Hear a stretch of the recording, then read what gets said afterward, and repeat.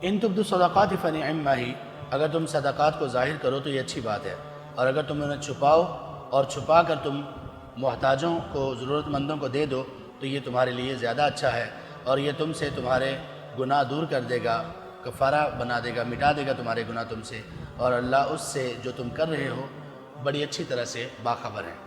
اس آیت میں یہ بتایا گیا کہ صدقہ کرنا کس طرح سے زیادہ بہتر ہے، چھپا کر کیا جائے یا سب کے سامنے، دونوں طرح سے جائز ہے، لیکن کبھی صدقہ چھپا کر کرنا زیادہ افضل ہوتا ہے اور کبھی صدقہ سب کے سامنے کرنا زیادہ افضل ہوتا ہے۔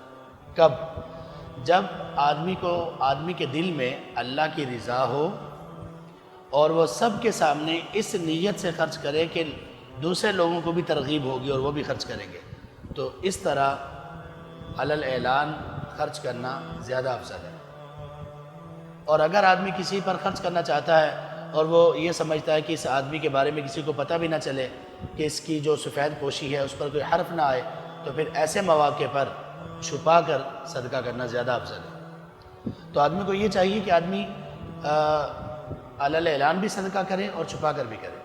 چھپا کر تو اس کو ضرور کرنا چاہیے۔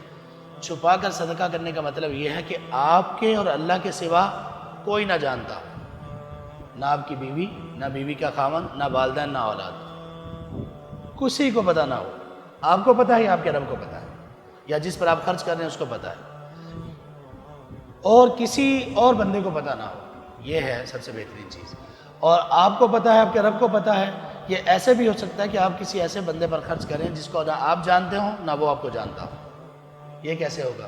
یہ ایسے ہوگا کہ آپ کچھ ایسے لوگوں کو جو اچھا کام کرنے والے ہیں، کوئی ایسی آرگنائزیشن، تنظیم، آپ اس کو اپنے فنڈز دیں، وہ ایسے لوگوں پر خرچ کر دیں۔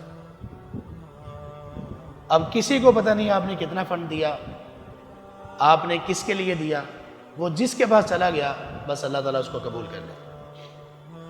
تو دونوں طرح سے ٹھیک ہے۔